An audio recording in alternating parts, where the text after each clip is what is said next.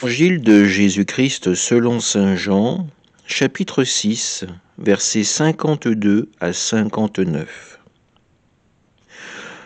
En ce temps-là, les Juifs se querellaient entre eux. Comment celui-là peut-il nous donner sa chair à manger?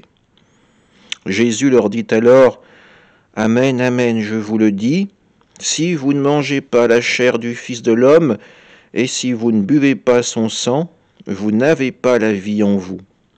Celui qui mange ma chair et boit mon sang a la vie éternelle, et moi, je le ressusciterai au dernier jour.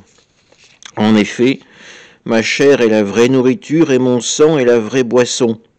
Celui qui mange ma chair et boit mon sang demeure en moi, et moi, je demeure en lui. De même que le Père qui est vivant m'a envoyé, et que moi je vis par le Père, de même, celui qui me mange, lui aussi vivra par moi. Tel est le pain qui est descendu du ciel. Il n'est pas comme celui que les pères ont mangé. Eux, ils sont morts. Celui qui mange de ce pain vivra éternellement. Voilà ce que Jésus a dit alors qu'il enseignait à la synagogue de Capharnaüm. Acclamons la parole de Dieu. Des paroles qui sont dures à entendre pour les foules qui écoutent Jésus.